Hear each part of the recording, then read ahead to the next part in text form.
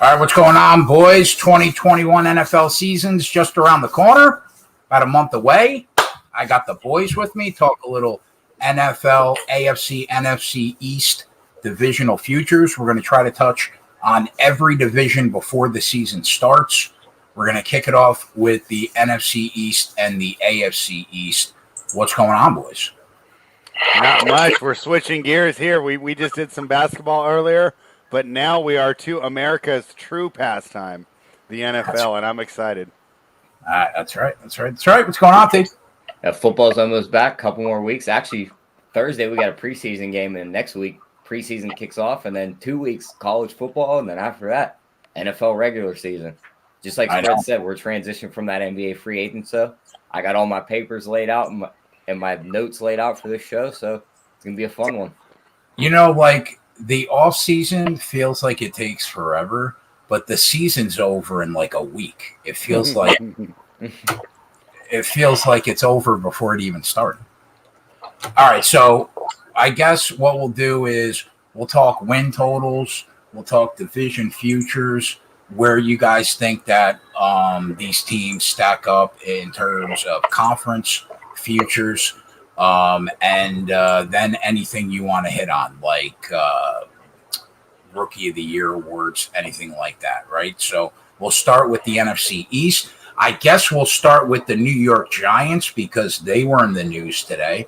New York Giants, a complete and utter shit show today at practice.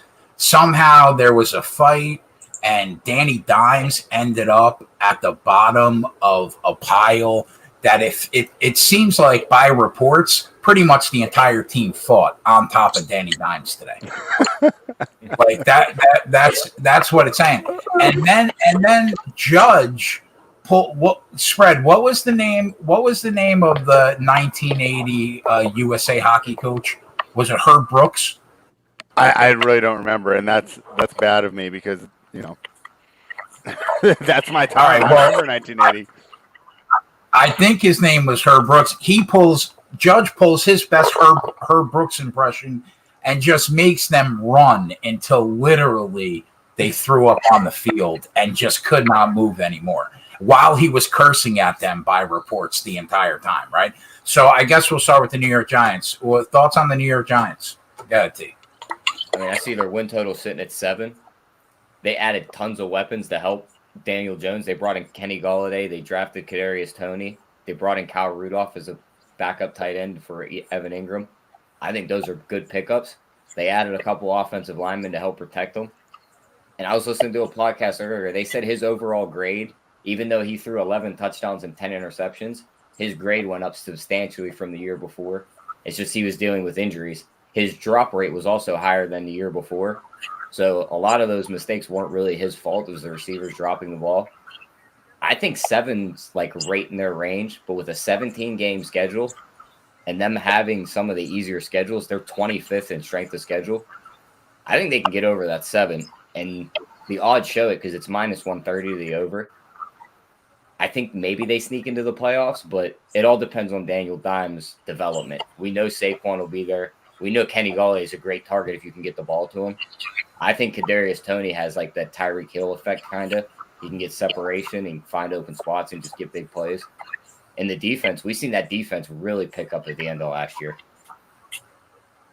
Well, yeah, that was my big takeaway from last year for the New York Giants. Their defense was super underrated, right? Their offense was a shit show, I thought, most of the year.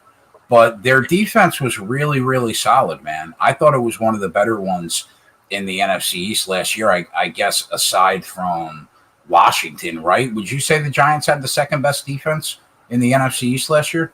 Yeah, without a doubt. Mm-hmm. Yeah, I think so.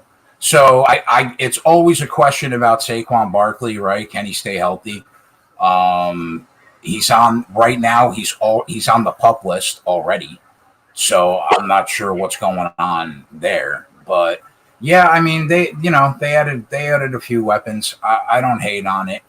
Initially, I thought that the Giants were gonna be the third best team in the NFC East because I kind of put them ahead of the Philadelphia Eagles.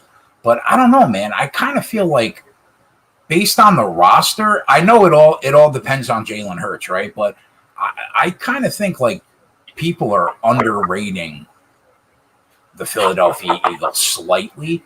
So I think that both of those teams probably fight to be the third best team because I have the other two teams ahead of them. What do you think, Spread? What do you think about the Giants this year?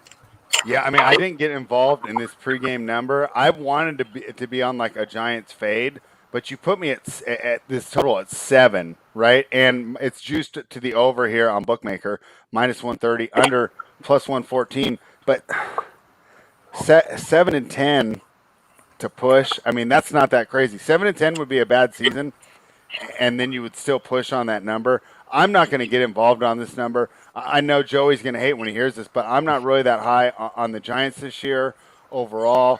Tyler's made some great points. They should add some weapons. They'll still get some good wins, but I still think the NFC East is probably one of the weakest divisions in the NFL. And, I don't like their chances out of division. And I really don't – I see Daniel Jones' ceiling is like, top 15 quarterback. Like, I just never see him ascending to that elite level. So that's what's keeping me away from backing the Giants. At this number, though, unfortunately, as much as I'd like to fade the Giants, I think over 7 is probably the way to go. Even if I don't think they're a strong team, a weak division they're playing against, a weak schedule they're playing against, I could see them getting there. Yeah, I mean, my ceiling for the Giants this year, because I think Washington is going to be so much better this year than they were last year, is 8 and 9, maybe is their ceiling. What do you think, Tyler? What do you think their ceiling is this year? 9. I mean, I think maybe like if everything falls right, looking at this schedule. I mean, here I'll just read it off for you guys. They start the year with Denver at home. I think they win that game, so that's 1 win. They go to Washington on Thursday night. That's probably a loss. Come home, play Atlanta. I think that's a win. At New Orleans, I think the Saints take a giant regression. I think that's a win for them too. At Dallas, I mean, that's a coin flip one with depending on how Dak's health is. I mean, is it a coin flip, though, if Dak's playing? If that defense looks like how it did last year and Dallas's defense doesn't improve. Yeah, and those games are always coin flips. Even if they go in at 11-4 and 4-11, that's still an NFC East division game. That's fair. Then the Rams, that's probably a loss. Carolina, I think they could beat Carolina. At Kansas City, mark that down as a loss. Home for Vegas, I think they could beat Vegas. At Tampa Bay, chalk that up as a loss. Home for Philly, I think they beat Philly. At Miami, I think they lose that game. At the Chargers, they lose that one.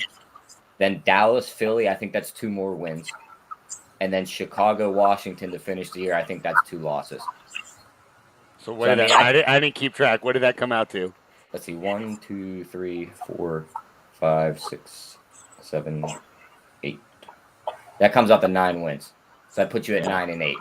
That's why So it's like I want to fade the Giants, but they put the number too low. Yep. It's over or no play. And they're playing as much as I'm down games on this team, and I could see myself betting against them against a lot of games because I also think a lot of the games that they lose, they're not going to cover either. Yep. But 7's too low. I think 7's too low too. Yeah. All right. I guess I'll buy that. I probably would have set the number at 7.5 personally, and probably would have waited. Probably would have waited at -115 on both sides because I think 8 and 9 is their ceiling. Tyler makes the argument 9 and 8 is their ceiling. So I think the line probably should be 7.5. So yeah, I guess so. It's a no play either way. Like I think it's too close, right? It's too close to even bet the over. I think it's a pass, really. And as good as we thought that defense was last year, they still finished like 20th in defensive DVOA, right? Mm-hmm. So I mean, I don't know. I got it right here. Yeah, and I'm not a huge believer in Danny Dimes personally, so I lean that they probably hit that win total right on at 7 and 10, probably. Yeah.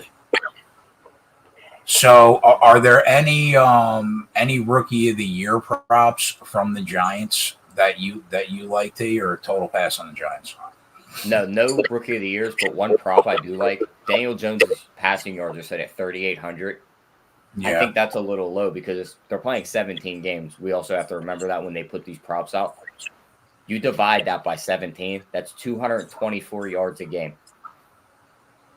If he yeah. throws for 300 in multiple games, he's definitely going to clear that number for you because I don't think he has those dud games where he throws for like a $150 with all these weapons. He doesn't have to hit these guys down the field for them to open up the plays. Like he could hit Kadarius Toney across the middle for 5 yards, and then he houses it for another 75. I'll tell you why I don't hate that play. Because let's be honest, Fred. What are the odds Saquon Barkley makes it through the year? Yeah. And the other thing is the Giants aren't good like we're suggesting. They should be They're passing playing a lot. from Down, right? yeah, down by 10, down by 14. I like it, Tyler.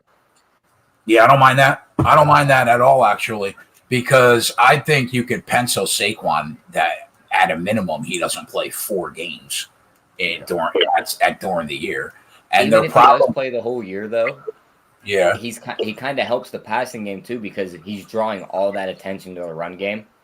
It's going to open up big plays for them receivers.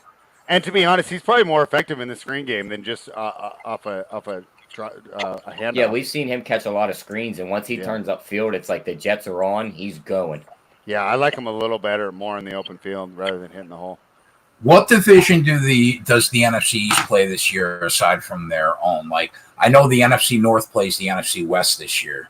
I think it's an AFC West because you said the Raiders and the Chargers and all those, right? So it's AFC and West. it's the NFC South because they have the Saints, Bucks, Carolina, and Atlanta. Okay. That's actually kind of tough for divisional opponents, or for the non-division, right? I'm high on the AFC West and the South, even with me agreeing with that potential Saints regression. So that means that means that Washington, Dallas, and Philly play them as well, right?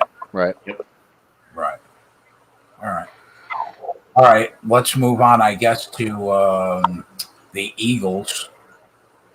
To recap, the Eagles in 2020, they were pretty abysmal, 28th in offense, but their defense was super underrated. They finished in the top 15 in defensive DVOA in 2020.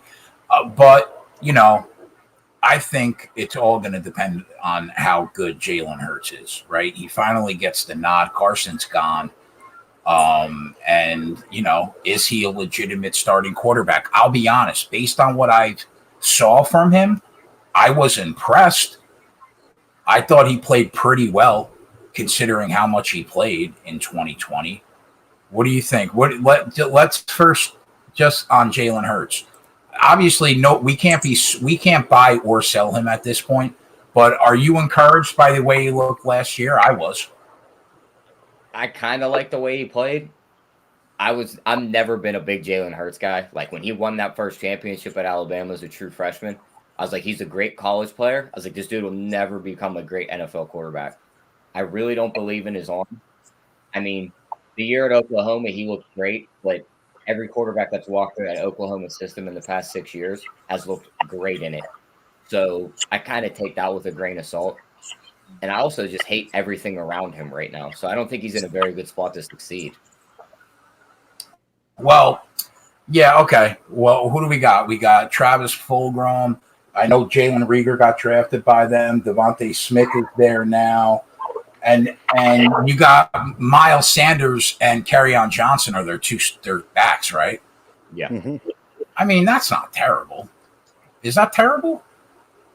I don't think it's very good because I don't think Smith is going to be very effective at the NFL level either.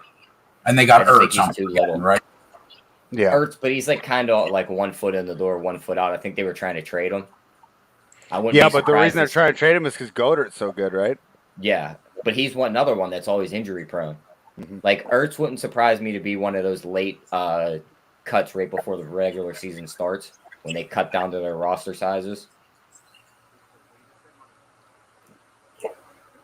What's the season win total for this team? 6.5. again. Oh, okay. I got a 7 on Bookmaker. You got 6.5. I got 6.5. The over is -150. Unders +125. Yeah, and so this is where shopping comes in because I got an over 7 at +117. So, whether or not you like the over or the under, I would just get rid of the extra half game and get yourself into plus money here.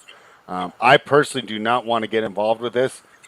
Jay brought it up. It's going to come down to how good is Jalen Hurts. I personally was impressed with what I saw last year. My concern is, number one, who's this new coach, Sirianni?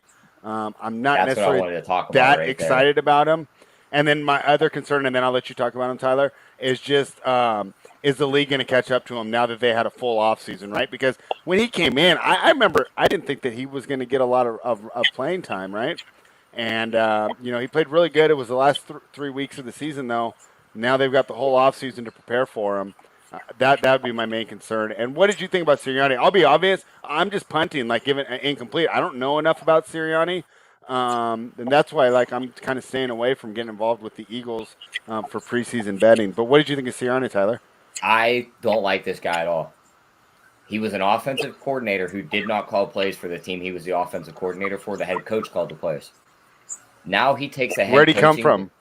I can't think of it off the top of my head, but with him coming in here as the head coach, he is now also calling the plays here, which he didn't do at his old job. So now he's basically taking on 2 new jobs and bringing in his own coaching staff.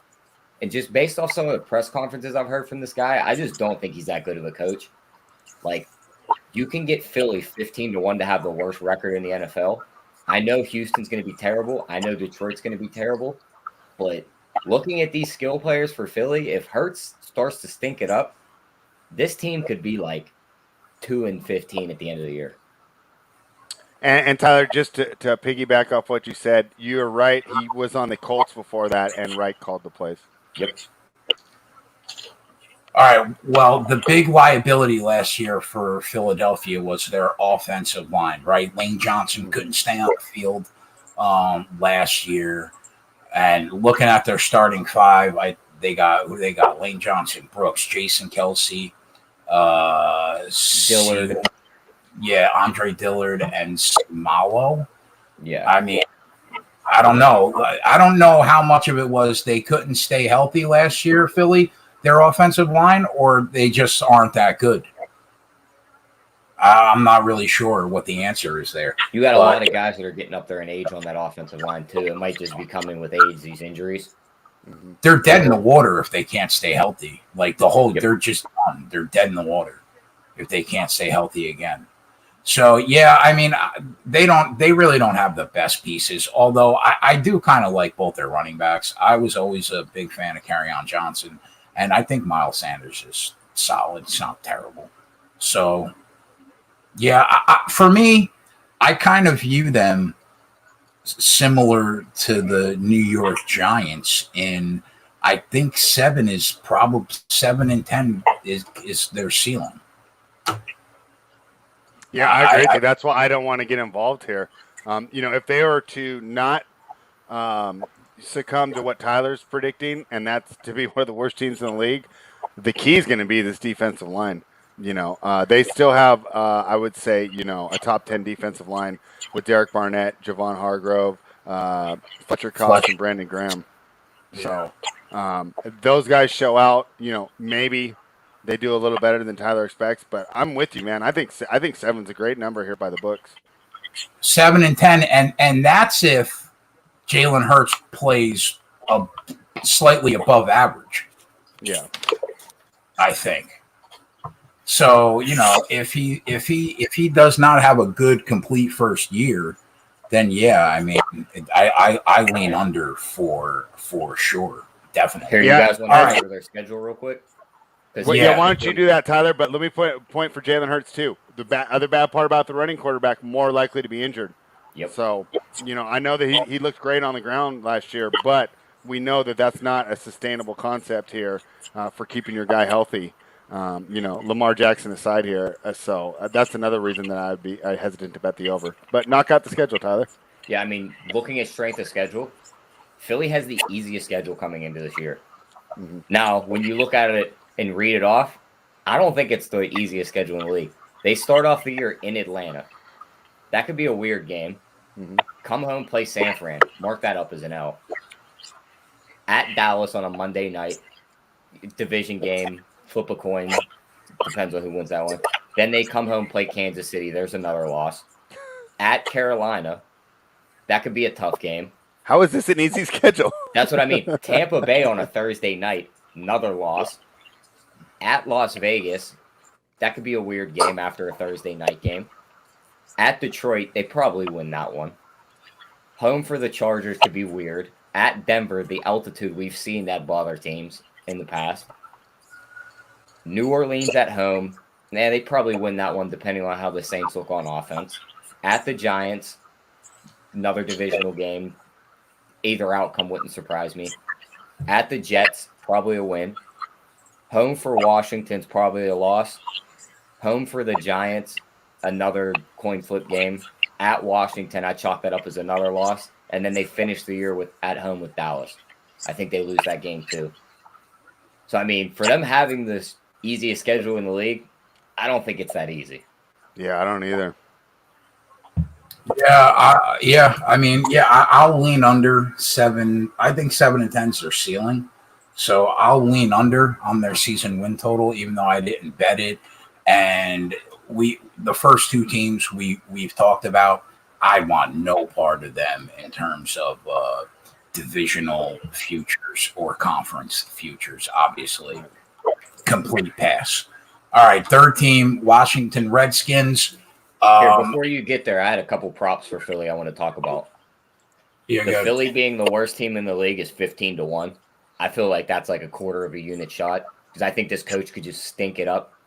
Another thing I like, Devontae Smith's receiving yards is set at 800.5.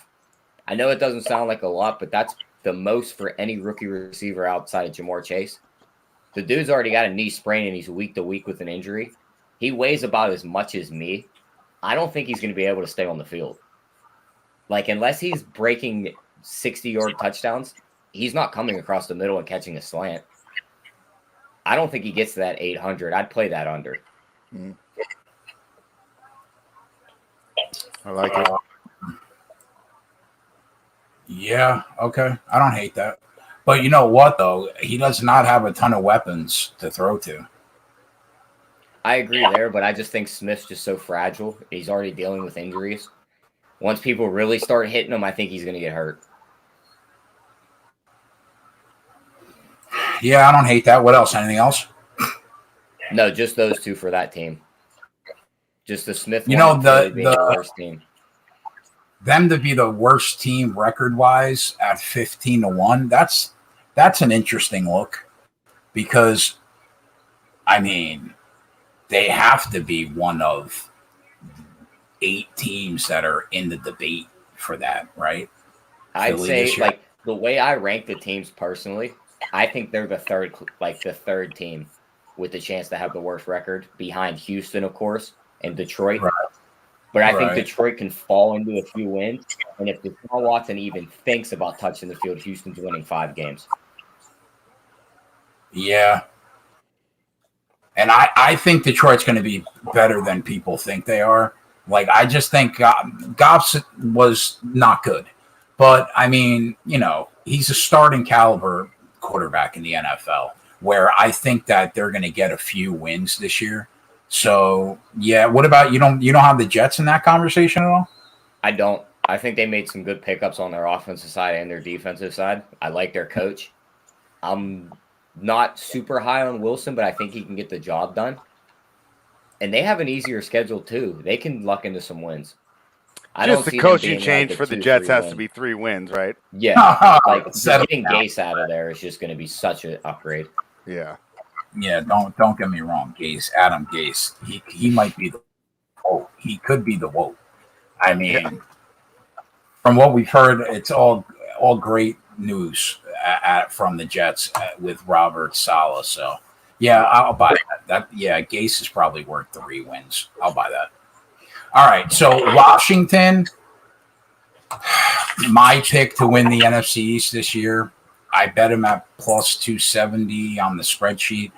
Last time I saw, they're like plus 225 right now. I thought they had the best value in the division, even though I do think that if Dak stays healthy, the Eagles deserve to be the pick to win the NFC East. But I think that Washington's one of the three best defenses probably in football.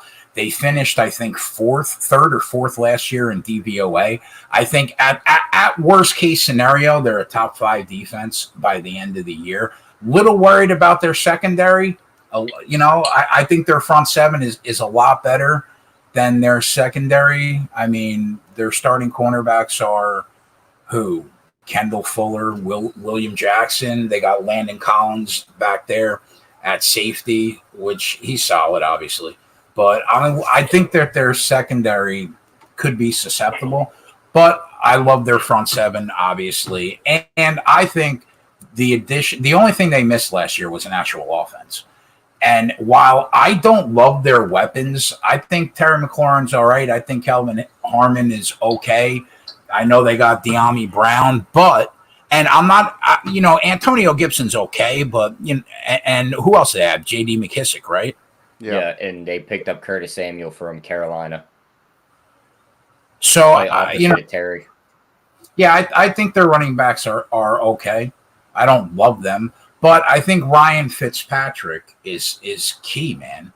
He's a starting quarterback in the league, and he's gonna keep you in half the amount of games. He might throw 4 touchdowns one game and 4 interceptions the next game, but he's basically statistically an 8-8 quarterback. And he's better than anything they had last year.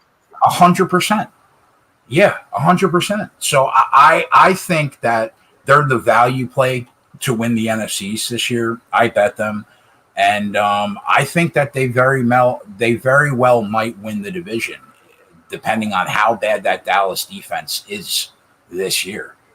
So what do you guys think about Washington this year? No, I agree. I think this is our division winner. I see their win total set at 8.5, even money to the over. I'd take the over on that. I mean, just like you said, they were a top 3 DVO team on defense, but then you look at their offense, they were last in offensive DVOA. You got to think with Fitzpatrick coming in, that's going to jump way up. You don't think very highly of Gibson. I think he's going to lead the league in touchdowns and maybe even rushing yards this year. More likely touchdowns, because I think this defense just puts him in a spot where they get takeaways in their side of the field, to where it's like, all right, hand him the ball 3 times and then worry about throwing it. And I think he's just going to fall into easy touchdowns all year. Like guys that play fantasy football season long, I think this is your guy to draft. I think he's going to be perfect for season longs. I think his rushing yards at 1,025 and a half, I think that's over. I think he's going to go over that number. I think, though, if you're going to go over 8.5 wins, right, you might as well just take the plus 230 for them to win the division. My only worry there is Dallas stomps their way to like 13 wins somehow on like Dak just running a high-powered offense, and both teams make the playoffs. Yeah, I mean, I'm not worried about that. I'm not worried about that at all. Take the plus 230. I'm with you. I know that we're supposed to be disagreeing and stuff, but I'm all over this play with you, Jay, and I can give you the simple reasons. Coaching. I got Ron Rivera and Jack Del Rio. They have by far the best coaching staff in this division. By far. I don't want to hear anything about Mike McCarthy. And then they brought in another washed-up dude. They didn't learn from last year. They brought in Dan Quinn, and I know I'm sneaking ahead to the Cowboys preview, but I like the coaching for this team. And I think in the NFL, with the salary cap, a lot of this talent is bunched up, and coaching really moves you ahead, right? There's a reason why Sean Payton wins every year, right? There's a reason why New England always wins. It's because of coaching. I love Ron Rivera and Jack Del Rio here as a tandem here. I like your pick, Jay. I'm with you. I'm taking Washington to win this division with you. I didn't even think about that. They did. I mean, that's by far their coaching staff definitely won. Yeah, like no doubt. I just think talent on the field. Now that they have a quarterback that could throw the football and legitimately move the team down the field, with a top 5 defense, Tyler's high on Gibson. I just don't see how they don't destroy the Giants and Philly this year. They're I think that maul Philly. I think that could be 4 wins right there. Yeah. I know division games are tough, and even when one team's so much better than another team, they know the team so well that they usually will split unless you're the Patriots for the last 20 years in the AFC East. I know a lot of the times you'll go 1-1 in your division matchups, but I just think Washington has such an edge over those 2 teams this year that they could very well win all 4 games. And I think that they at least split with the Dallas Cowboys, at least. Yeah. That's 5 wins. That's a potential 5 wins right there. Even though I know a lot of handicappers don't like to give teams 2 division wins against one team. I understand that, but I don't know. I just think they have the best unit in the entire NFC East. That defense is the best unit in the NFC East. I think they're better than Dallas's offense. Personally. I agree with that. Who knows what you're going to get from Dak this year? Who knows?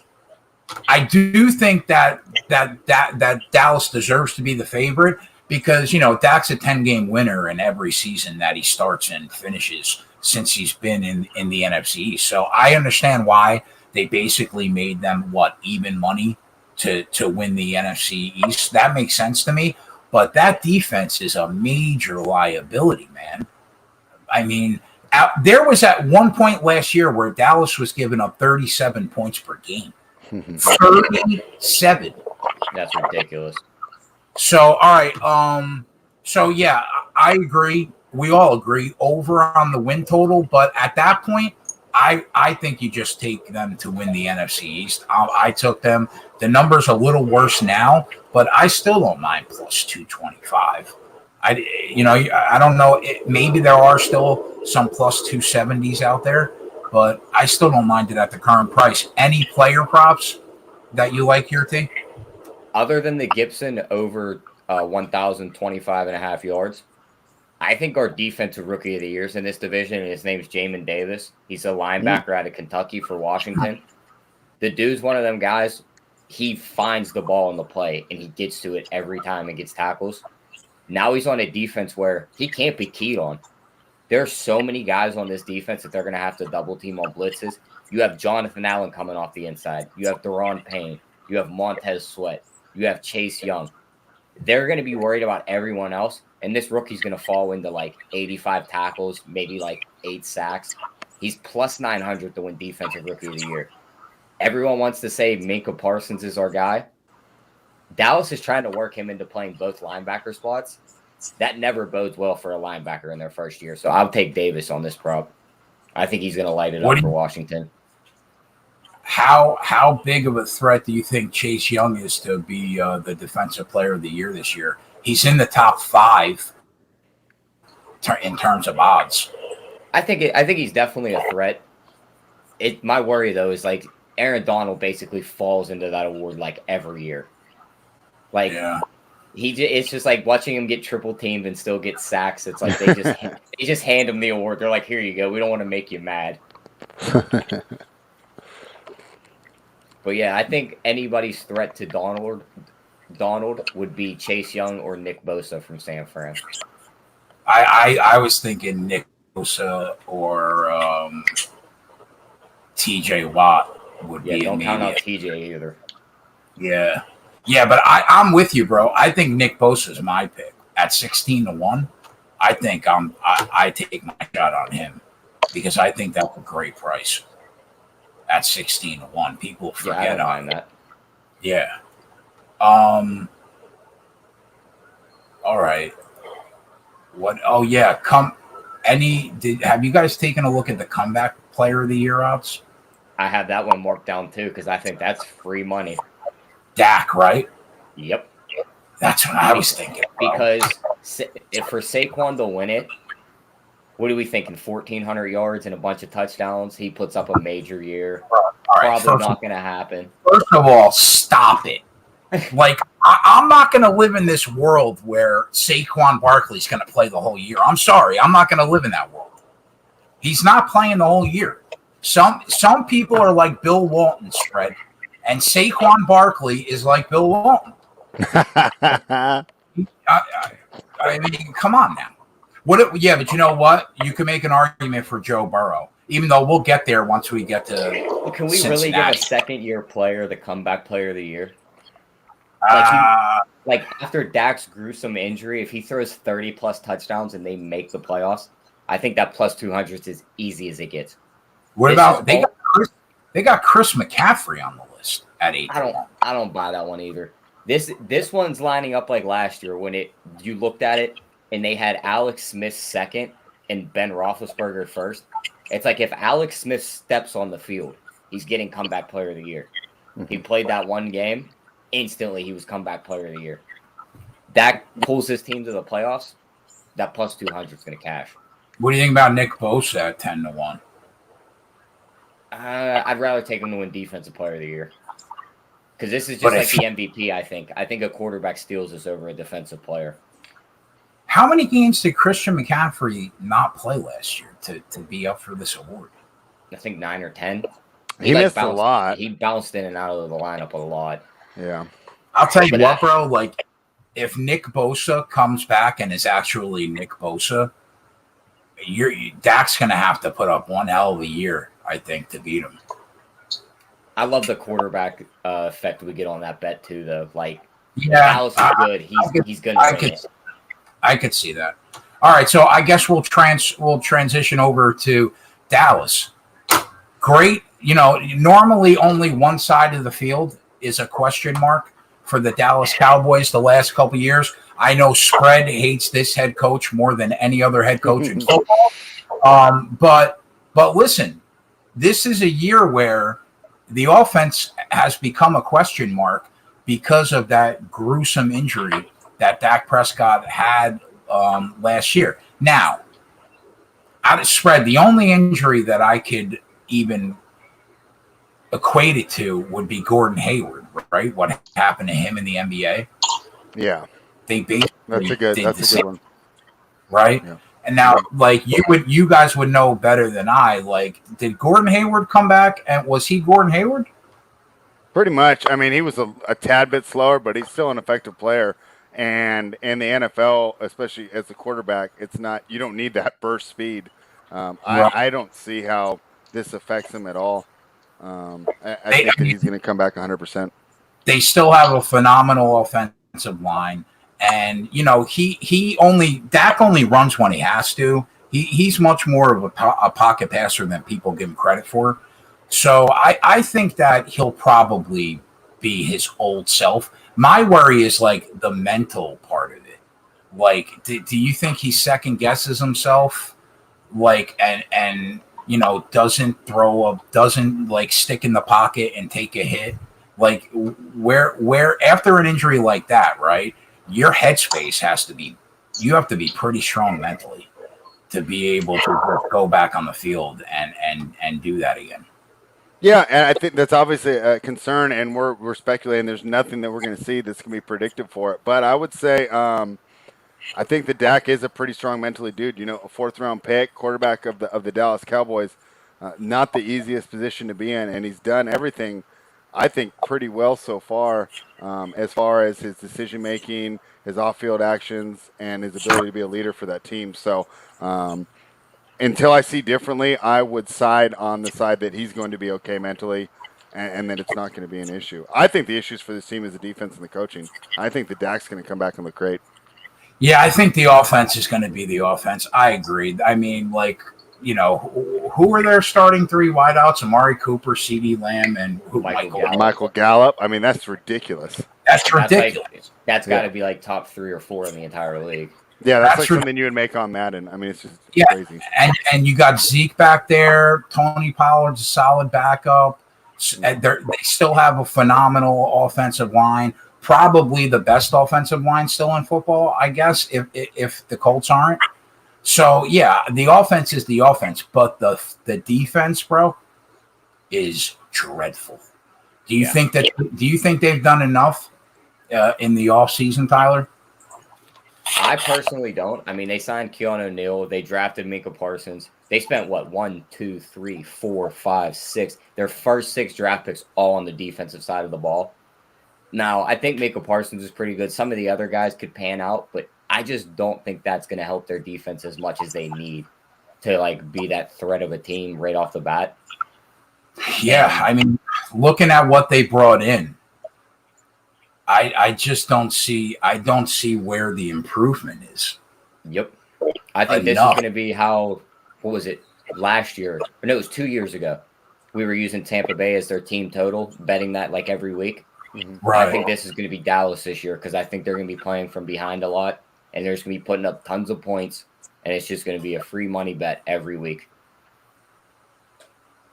Yeah, their defense is a major liability. What's their season win total?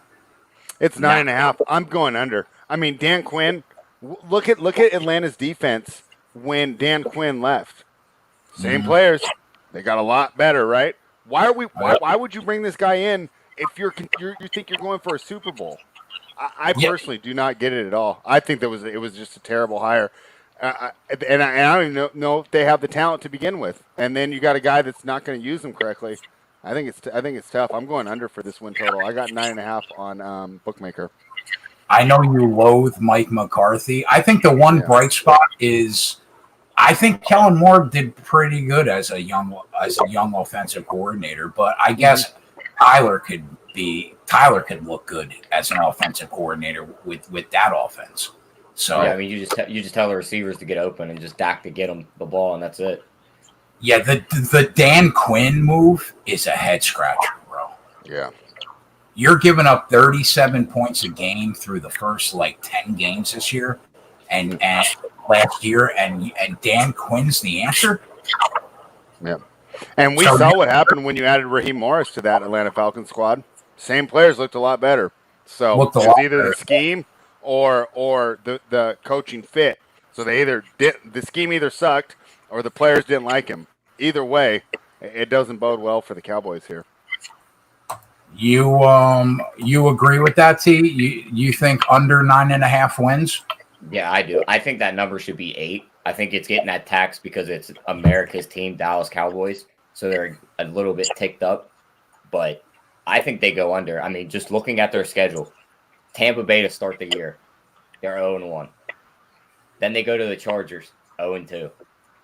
Come home to play Philly on a Monday night division game. Of course, we call those coin flips. Carolina, tough game. You don't think that Chargers game's a toss-up game? You think that's automatically a loss? With that new coach in there and that new offensive line, I think that team's going to be chugging along. Anthony Lynn's out of there too. They're not going to have those late game mishaps that they had last year. I think that team's going to look a lot better. But then they come back home to play the Giants, another division game, probably a toss-up, at New England. That all depends on how New England's defense looks and who's playing quarterback. At Minnesota, probably a loss because Delvin Cook probably runs for 250 that game. At Denver, the altitude, I think, bothers them. I think they lose that game. Atlanta, they probably beat Atlanta. At Kansas City, another loss. Vegas on a Thursday night, probably a loss. Then they play another Thursday night game back-to-back. They go to New Orleans. That could be a tough game. At Washington, that's a loss. At the Giants, tough game. Home for Washington, loss. Home for Arizona, could be a weird game. And then at Philly to end the year. I don't see how they're getting to 10. Yeah, I mean, I guess you could be right. I mean, so that means you really love that Washington division line at plus. Yeah, I think they win it. The more I think about it, I think that's theirs. After looking over the schedule a little more. All right, before we wrap up the division, there are 2 plays I think are worth a look on DraftKings. They have the exact 4 forecast on how you think the NFC East division will be, and then they have the top two, how you think they're going to go. Washington 1, Dallas 2 is like plus 420, I think. I don't mind that line at all. And then the exact 4, which granted, it's really hard to nail this because you have to be perfect, basically. But Washington, Dallas, the Giants, and the Eagles, 1, 2, 3, 4, are 7.5 to 1. I don't mind that, but I also don't mind switching the Eagles and the Giants. Yeah, that's what's tough about that one, right? What about switching the Giants and the Cowboys and making the Giants finish 2 and the Cowboys finish 3? Eagles still at 4.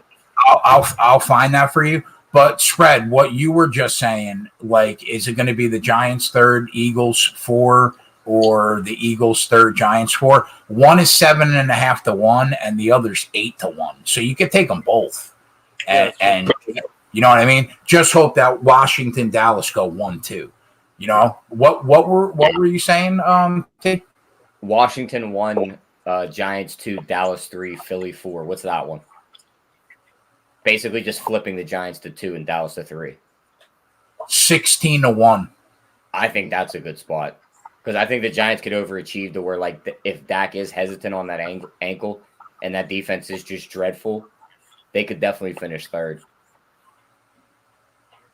That's a great price. But you know why that price? You're basically you're taking the team that's even money to win the division and putting them in 3rd. Yep. Yeah. All right. So now I guess we'll move over to the AFC East. I guess we'll start with my team. I loved every single draft pick that the Jets took, aside from the first one. I'm not really high on Zach Wilson. I thought there were better options that you could have taken, even at quarterback. I think I would rather have Justin Fields than Zach Wilson, personally. We shouldn't even be having this conversation because the Jets shouldn't have won a game last year, and Trevor Lawrence should be a New York Jet. But nonetheless, I'm not super high on the kid, but I'll reserve my judgment until we actually see him play. They made moves, you know what I mean? We got Corey Davis. They made some moves that I thought were solid, but I think under 6.5 wins is not a bad play. I struggle to see them going 7-10 this year because I think Buffalo beats them twice. I think Miami probably could beat them twice. And I think the Patriots, if everything fell right, can beat them twice. I really do. Maybe you split with the Patriots. Maybe you even split with Miami. But, I mean, I think both those, they're not going to lose. They're going to lose both those games to Buffalo. I feel pretty good about that. And run down their schedule, Tyler, who the Jets have. Looking at their schedule, strength of schedule, they're ranked 19th. They're tied with San Fran and New England. But their schedule, they start the year at Carolina. That you know what's going to You know what the most deflating part about the year is going to be, Spread? When they lose. Yeah, when they lose their week 1 game to the quarterback they just let go. And he throws for 350 and 4 touchdowns in a Matt Rule offense. Yeah, when Sam Darnold just smokes them, I mean, they're going to be dejected from the door. All right, so I say that's a loss. Go ahead. Home for New England. I think they could win that one. It's winnable. Let's give them that game. Go ahead. At Denver, I'm going to say they lose that one because of the altitude and everything. I think Denver's a quarterback away from being a threat. Go ahead. That's 1 and 2. At home for Tennessee, loss. 1 and 3. Versus Atlanta in London. Oh, who the fuck knows with those? Yeah. I mean, Bye week at New England loss. All right, so that's 2-4, I think. Cincinnati at home. That's That's a winnable game. Yeah, I say they lose that game. At Indianapolis on a Thursday night. I gave them the London game, so that's 2-5. Then they have the Colts. Now I don't know. With Carson Wentz, I would have thought it's a loss. It looks like it's going to be Sammy Ellinger, right? No, it's going to be Jacob Eason probably, unless they can get Nick Foles from Chicago. Yeah, did you see Nick Foles? Did you see him at the press conference basically begging Frank Reich to come and get him? So he's like, I'm tired of dicing up third stringers. I saw that. Gladly take a trade to Indianapolis right now. All right, so I guess in a perfect world that's a winnable game, right, against the Colts? Or do you think that Colts team, 1-52 is good enough where an average quarterback could beat the Jets? I worry about that with the Colts only because I do like the way that they got a great offensive line and a solid defense. Well, they're going to be missing their best offensive lineman now for pretty much the whole year. That's a great point. Yeah, let's just make that a 50-50 at this point. All right, so that's 3-5 with 2 50-50 toss-up games we gave them as wins. Make them 3-7 because the next two are Buffalo and Miami. All right, 3-7. At Houston, so 4-7. Home for Philly, I say 5-7. I think they beat Philly.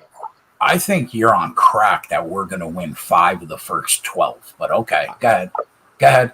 Home for New Orleans, probably lose that game. At Miami, that's a loss. Home for Jacksonville. I think Jacksonville is going to overachieve with that new offense, so I think that's a loss. That's 5-11, right? Tampa Bay loss, and then at Buffalo to end the year loss. So 5-12, basically, what we're thinking. And that was with us being charitable. We're being charitable. Yeah.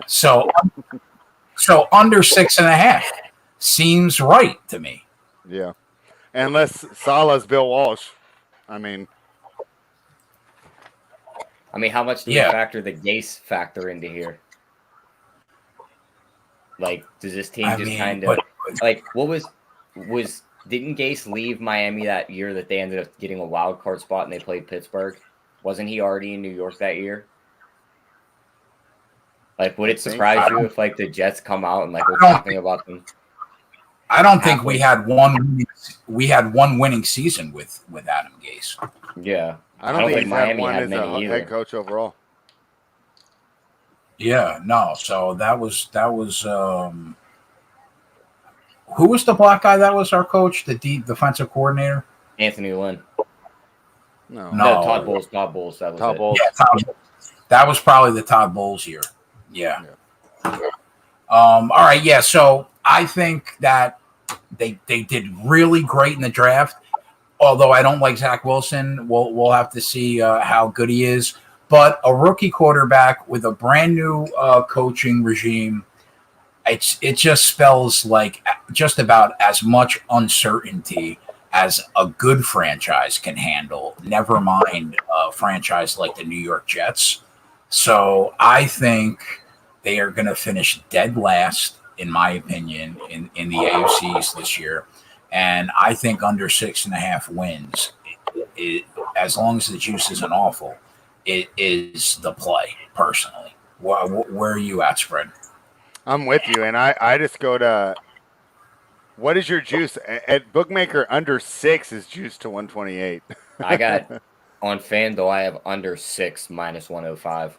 Yeah, see, I like that. I would rather give the extra half game and get real close to even money. Oh, the line might have dropped then. Maybe there might not be any 6.5s available anymore. It was 6.5 minus 120 when the line first came out. 6.5 under minus 120. So now I guess it probably moved a half game. So, but still, I think at worst you push that. At worst. Yeah, I agree. Yeah, you really have to overachieve to get 7. Count me in. Count me in at 6 at minus 105 to the under. Where are you at, T? Yeah, I'd probably lean under. I think they'd really have to overachieve to get over that number. It's not the easiest schedule, and I think Zach Wilson could have some troubles. But I mean, I think he's like that weird one that I didn't watch a lot of in college. Like, it wouldn't surprise me if he just blew me away when he went out there and I just didn't see it coming.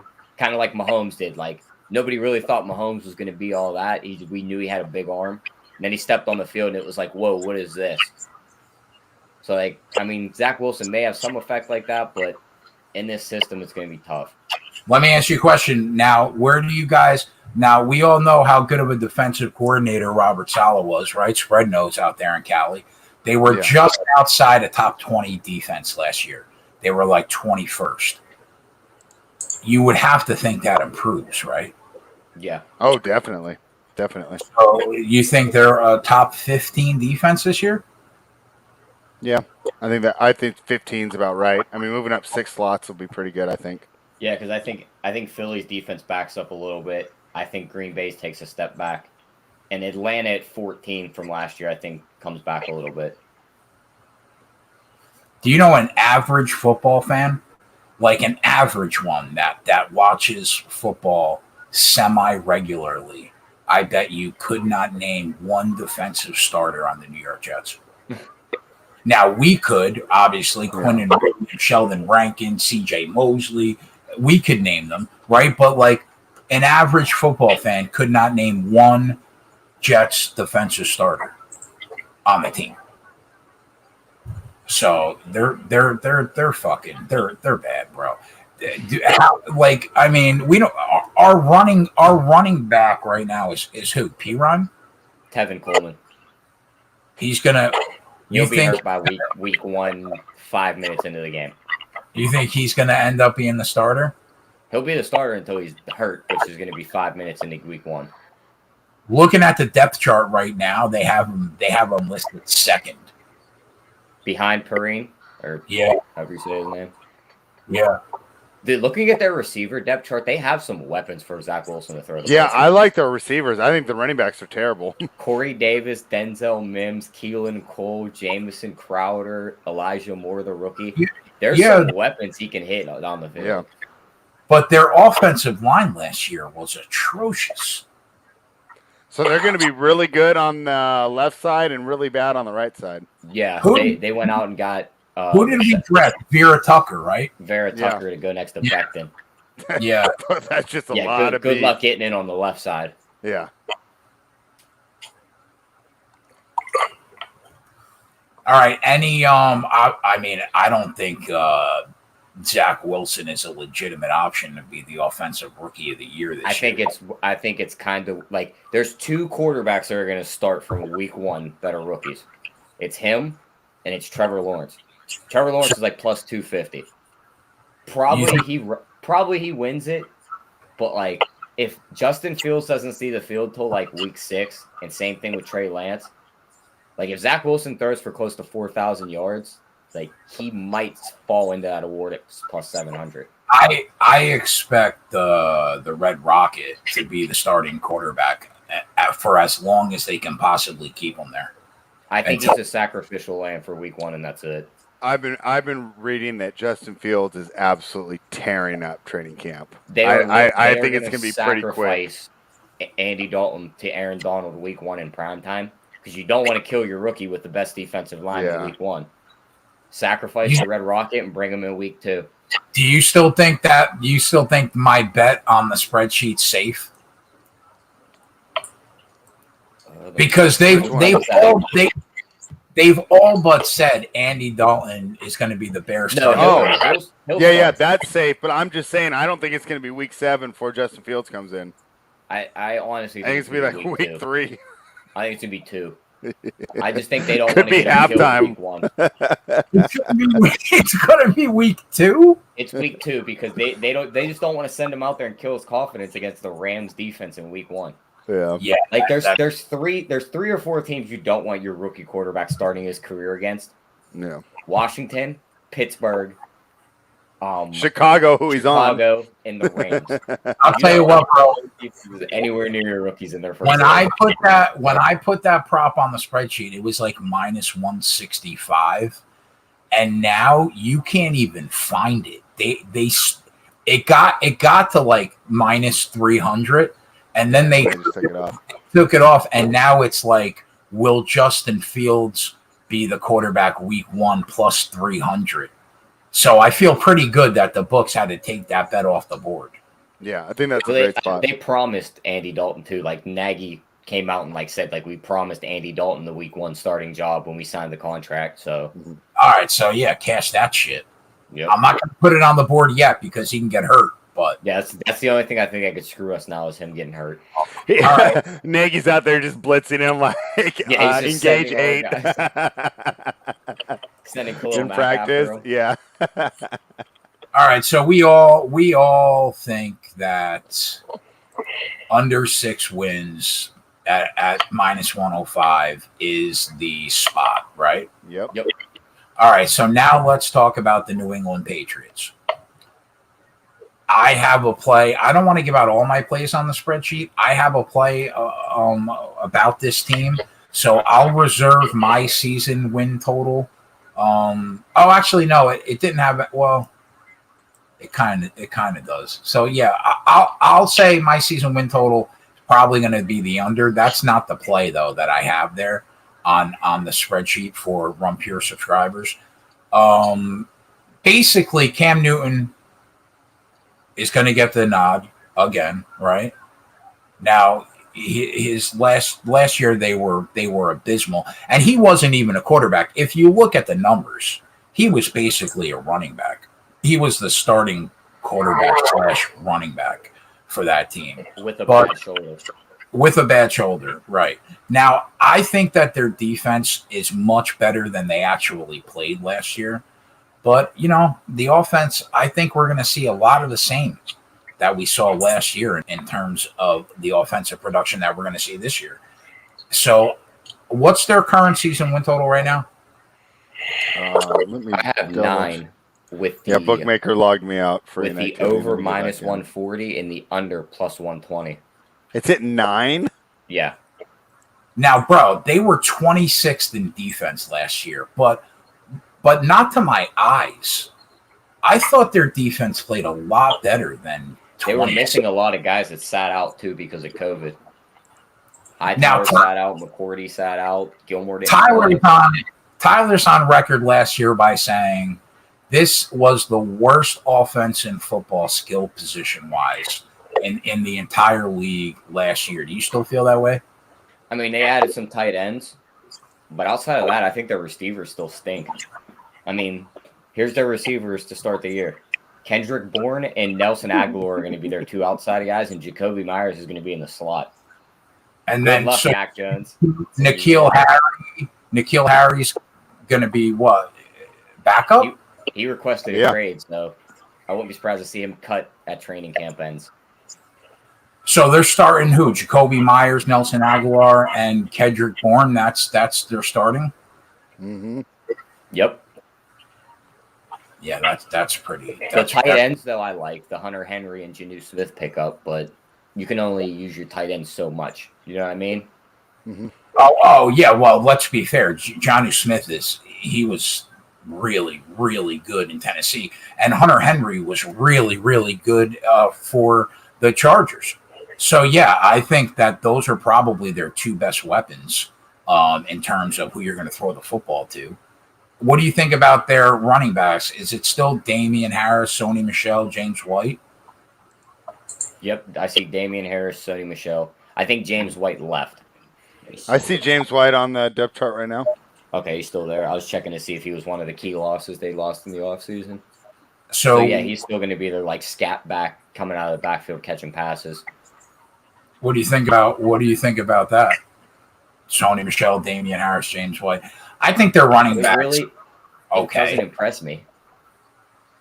Like Damian Harris is going to have a breakout year for them to like actually have a run game. Like Sony Michel's basically like a 3-yard and fall over kind of guy.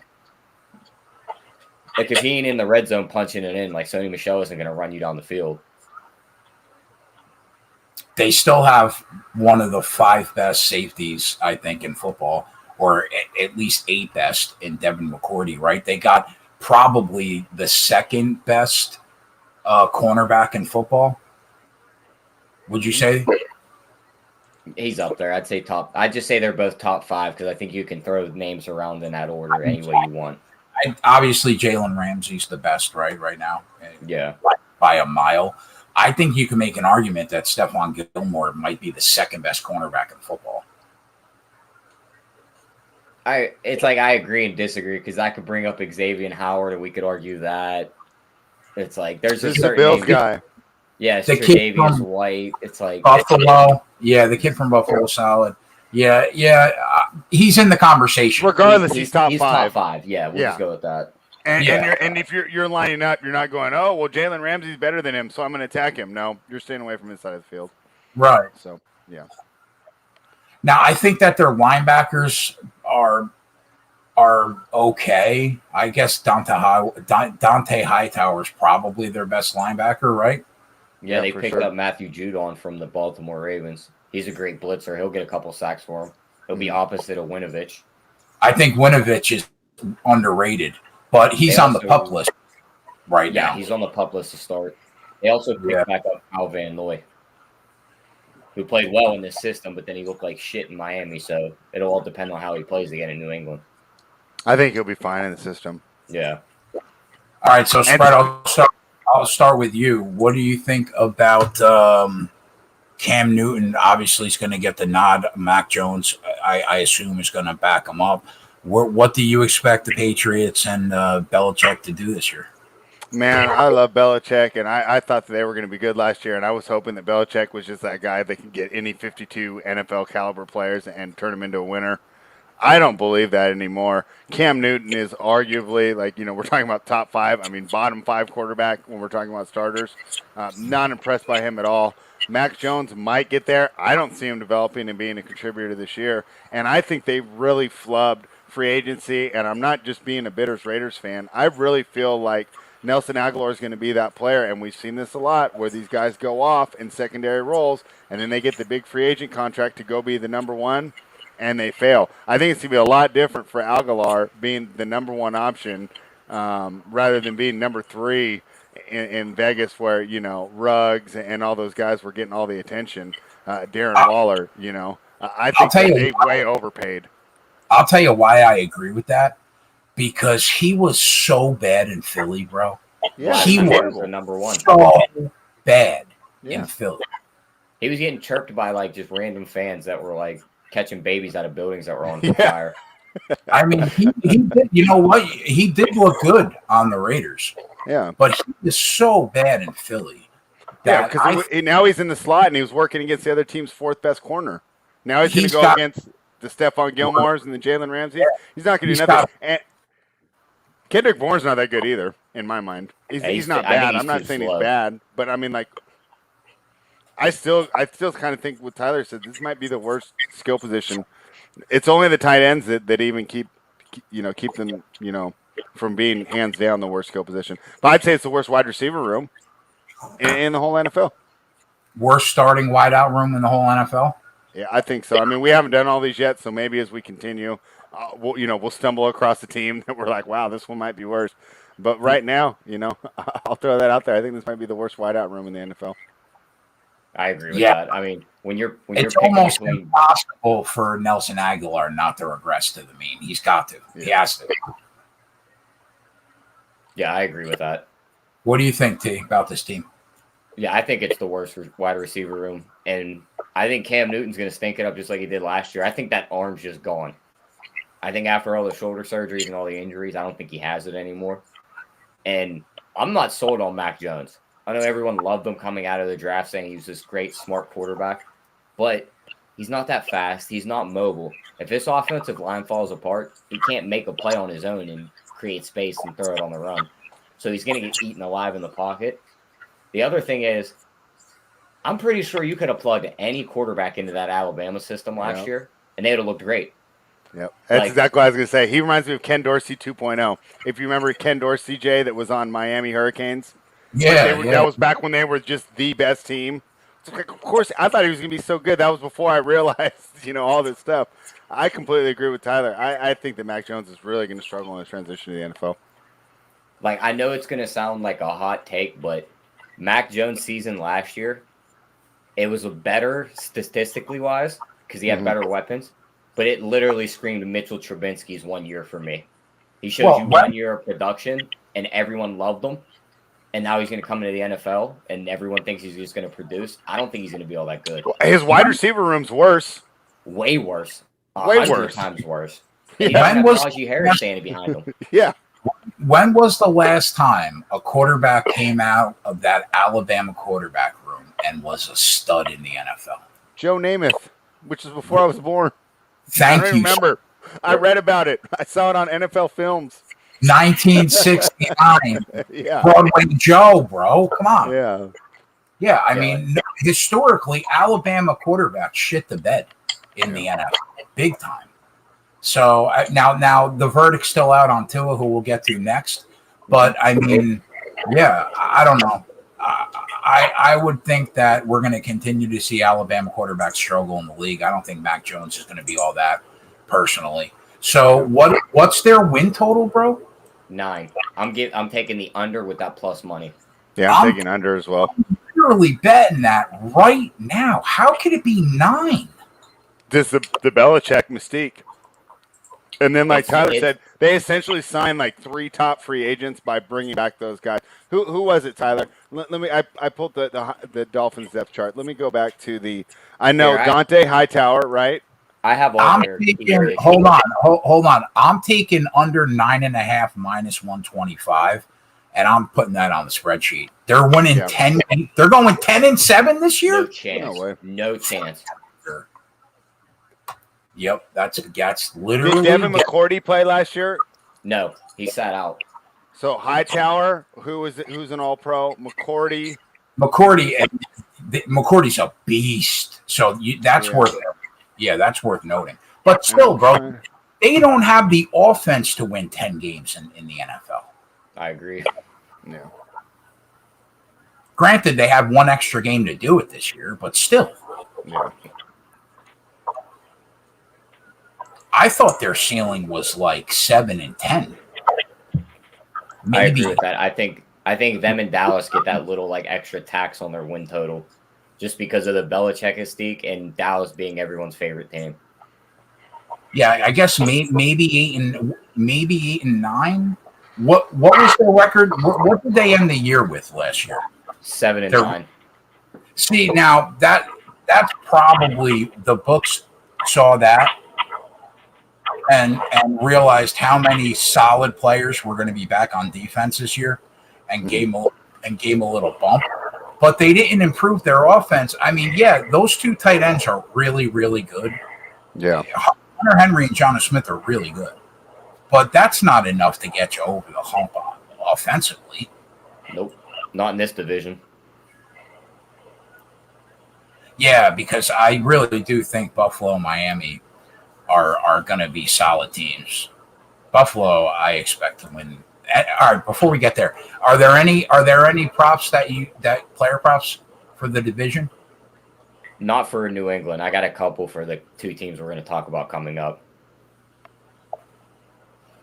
All right, so I guess we will go to the Miami Dolphins. I'll let you kick it off, D. Spread, you ever seen someone's blood pressure raise pretty quick? Yeah, why is that? I'm going to get Jay fired up right here. Oh, let's go. I can't wait. I think Miami's about to take that giant step forward. I think Tua is going to, like we just talked about, Alabama quarterbacks not succeeding. I can't wait to hear you sell me on Tua. Go ahead. We just talked about Alabama quarterbacks not succeeding. The dude came off of Bo Jackson hip surgery. He broke his hip. This is the first. He even said it in interviews this year. He's the first time he's felt 100% since the injury. Tyler, Bo Jackson never played again. But this is different, Spread. I know, I'm just messing with you. I just want to mess with you. But yeah, he's back. They had a coach in there last year. He was the pass game coordinator who was with Fitzpatrick his whole career. He built that offense specifically for Fitzpatrick. So when they were playing that in and out game with Tua last year, He really didn't know the offense. That guy's gone now. They rebuilt the entire offense for Tua, brought in Will Fuller, brought in his guy Jalen Waddle from Alabama. They should have got another running back, which I wish they did to help that, but they're banking on Gaskins being their guy. Their offensive line was solid. We know their defense was great. I think this team makes the playoffs. They have a very easy schedule. I think they walk into like 11 wins. You know what's funny about you defending him is that I was the one when him and Burrow were in college. I was the one that had to defend Tua to you, and now you're a Tua believer all of a sudden. Yep. I think it's lining up all the weapons on that team for him. I think it's lining up perfect, and the offense switching to what he likes and what he does best. What was the last team we seen do that with a quarterback with a weird style play? Baltimore. What happened with that guy? He cashed a 100-to-1 ticket to win MVP. So are you telling me that you're betting? I'm telling you 60. I'm telling you 60-to-1's worth a shot. Because if Josh Allen for some reason gets hurt and Miami wins the division and he throws for like 4,500 yards, he's going to be the flashy new toy in the NFL that everybody wants, kind of like Lamar Jackson was. He'll get that award. All right, I agree with you. I agree with you that they got great skill position players, but their offensive line was their offensive line let them down last year, bro. There were so many winnable games on last drives for Tua last year where his offensive line just he would end up getting sacked before he was able to make a play. So I think that their offensive line needs work. You know, I think that their running backs aren't bad. I think Gaskins all right from Washington. Malcolm Brown's okay. I don't know. Spread, what do you think? And I also think, like, everybody blows Manny Diaz, right? But, like, doesn't he seem, like, slightly overrated as a coach? Manny Diaz. Brian Flores? Brian Flores. I'm sorry. Yes. Jay was taking us to college football. I was thinking the college football coach. Yeah, my bad. Yeah, Brian Flores. I think that he's slightly overrated. Yeah, I mean, you could agree there. And so there's different levels to what they do. And I think that Brian Flores got so much credit because he had that team that we all penciled in for 0-16, and he got like 4 or 5 wins out of them, 2 years ago. And so we all just said, this guy's fantastic, because we thought that Dolphins team, was going to be one of the worst of all time. But there's a difference, and we talk about this a lot when we're doing the NBA rundown with Tyler, getting teams to the playoffs and being competitive, and then once you're there, getting the team to be a championship team. So that there's still question marks about Flores. And I'll tell you what, I don't really have a lot of strong opinions on this. I love what Tyler's saying. But I just remember I was pretty big on Tua last year, and I was really beating his drum and, having a lot of fun with it. And then about 4 weeks into it, I had to be like Homer Simpson in that gif where he goes back into the bushes, just because, I mean, it just wasn't there. The Dolphins were winning games, but if you watch, Tua had nothing to do with those victories. It was fumble recoveries. It was sixes. Yeah. That defense was the best unit on the field for them and won them multiple games last year, Tyler. It wasn't Tua. That's I know that. Tua didn't do anything last year. He wasn't 100%. They were a top 10 defense, definitely. So I guess I see your point. If Tua takes the next step, if he does take the next step, you would expect that defense to be just about as good as it was last year, which was just about a top 10 defense. I think they finished like 11th in defense last year. So, yeah, I mean, I guess I could see where you're coming from, but I took their under at big plus money in terms of what'd season. You get? 9. I took like 9 plus 130. I think it was.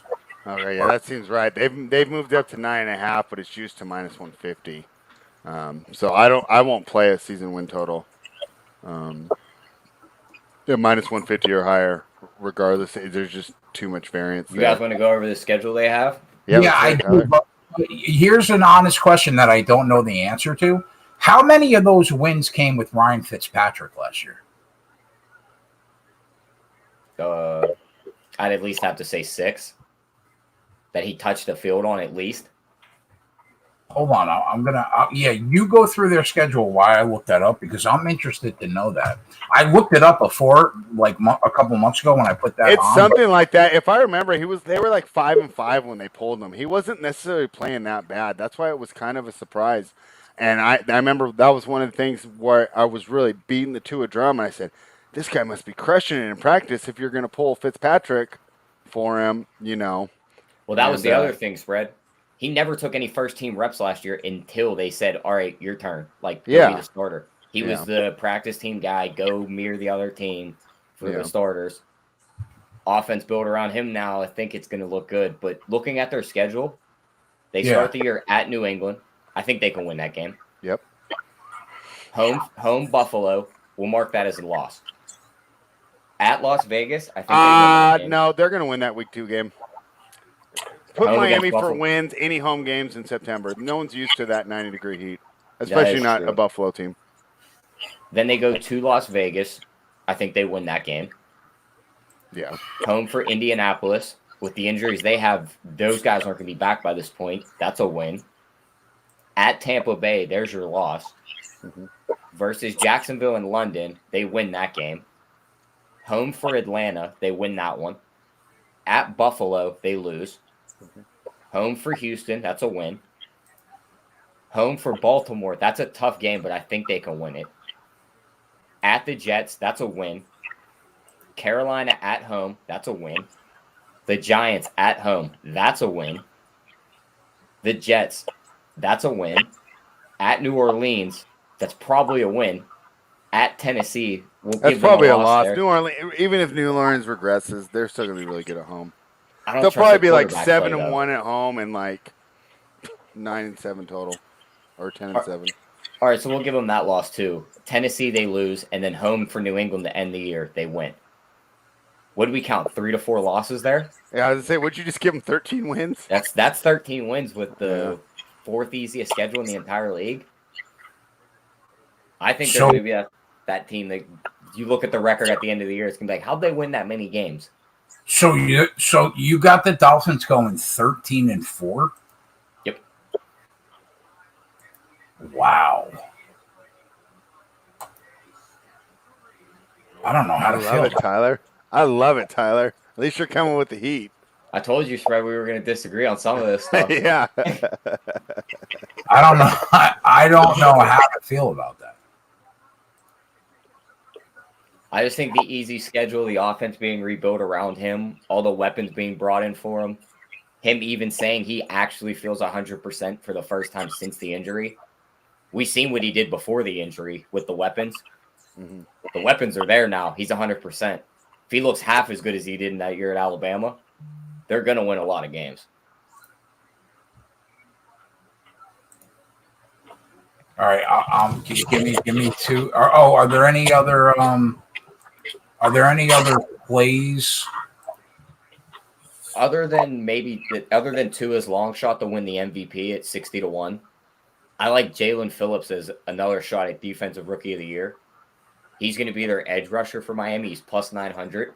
This dude was probably the best edge rusher coming out of college in this draft, but he had some health issues that he had to step away from football for a little bit of time.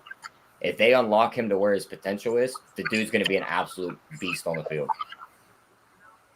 All right, so Ryan Fitzpatrick went 5-3 as a starter for the Miami Dolphins in a year where they went 10-6. So that means Tua went 5-3 last year. Yep. Also. Yep, they were both 5-3. But we know from watching those games, right? Ryan Fitzpatrick was a lot more impressive than Tua, and that's why the change was made towards the end of the season. And one of those games was that 26-25 come from behind win when Fitzpatrick had like 120 passing yards in the fourth quarter. Remember that game? Yep. Yeah. I mean, that's a big step forward, T.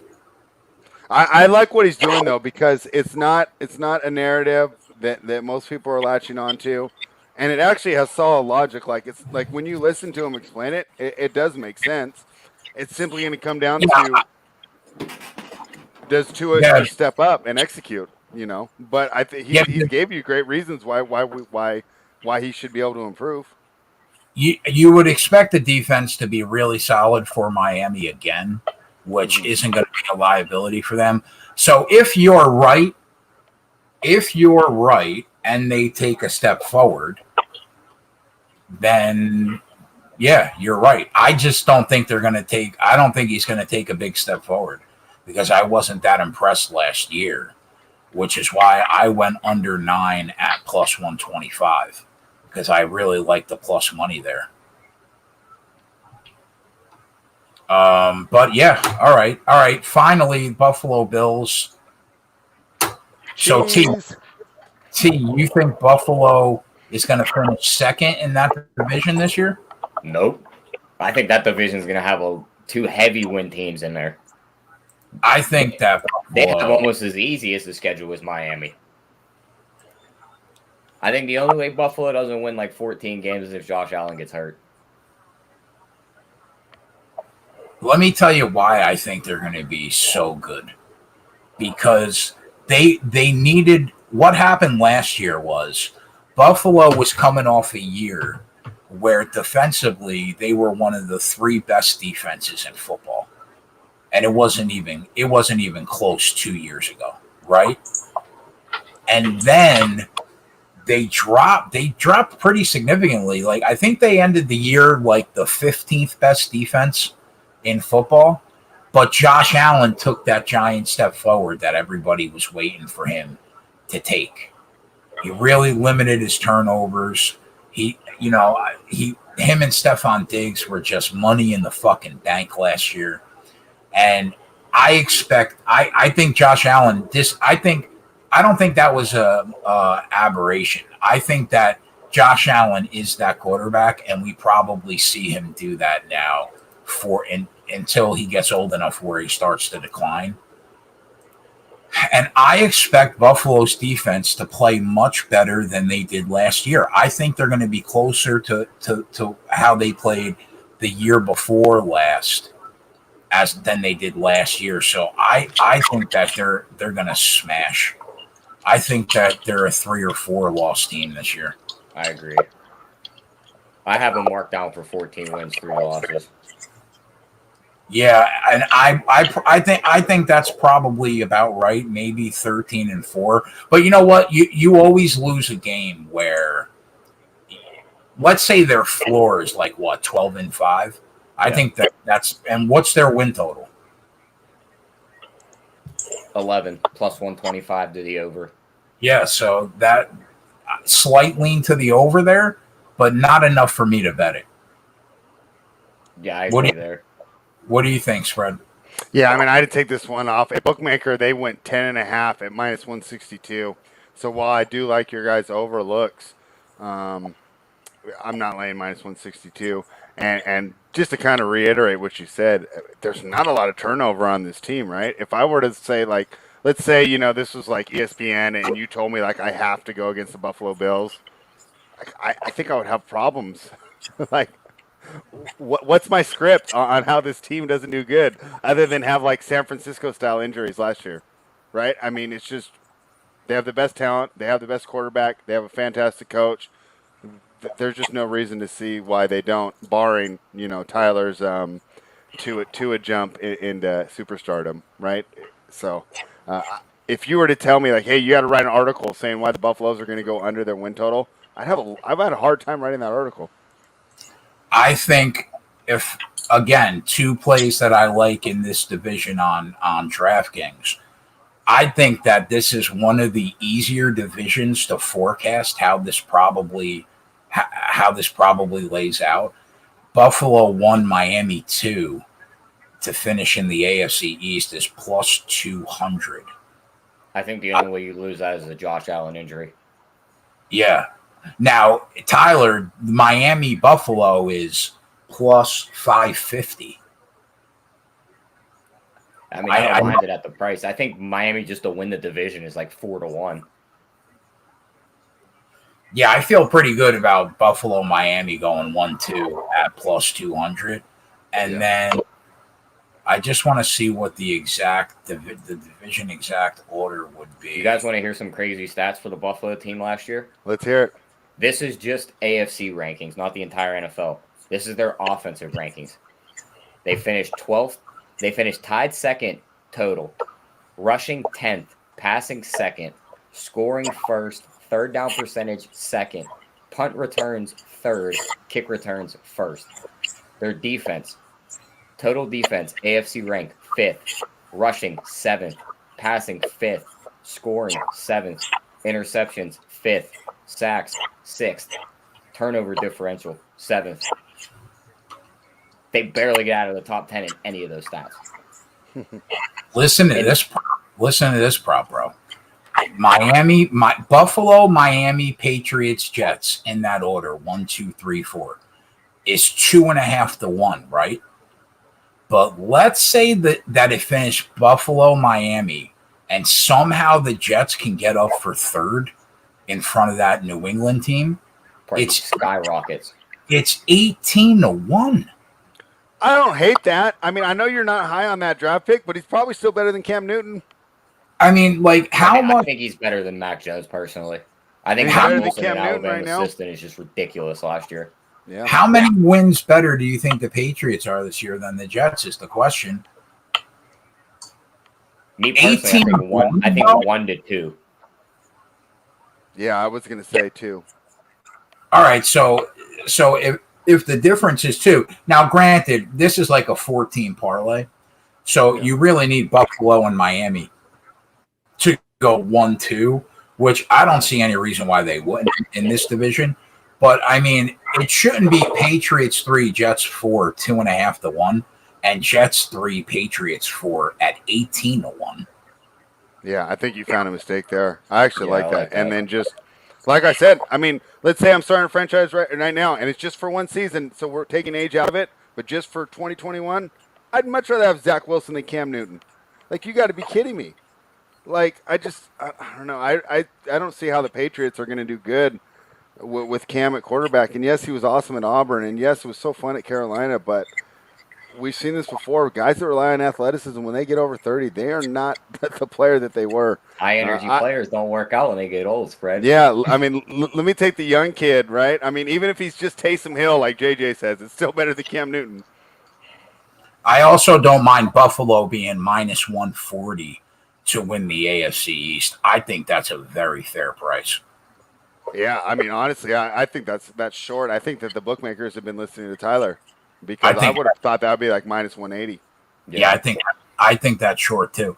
All right, so to reiterate, in the AFC East, we all like Buffalo to probably win the division. We all lean their season win total over, but it's close enough where there's probably not enough value in it.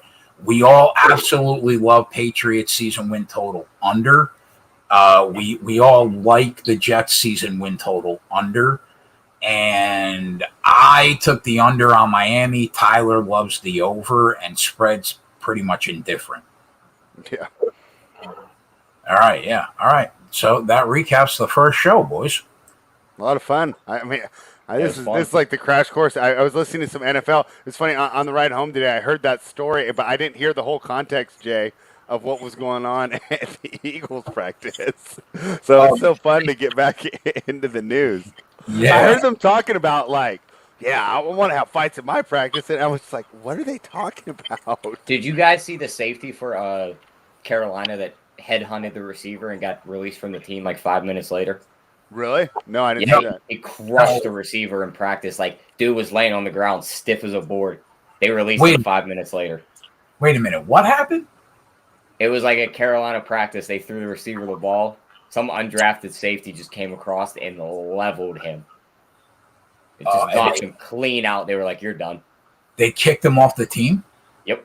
Raiders need to pick him up. Him like 5 minutes later. Spread said the Raiders need to pick him up. He'll fit him fine. That's funny. All right, so next week we'll be back with another two divisions, and then we'll get every division in before the season starts. We're about 5 weeks away from the start. So Yep. yeah, all right. Aside from that, we will see you guys back here next week. Spread, you'll be on tomorrow night doing some tennis? Yep, JJ and I tomorrow night, tennis. Should be a lot of fun.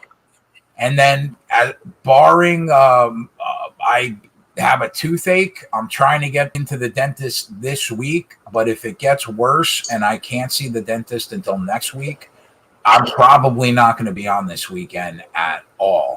If it stays at the pain level it is right now, I'm good to go. Or if I can get into the dentist. But there's a shot that it might be too bad, and I won't have any live shows this weekend, but we'll keep you posted. And aside from that, we're out of here, boys. We'll see you next week. Later.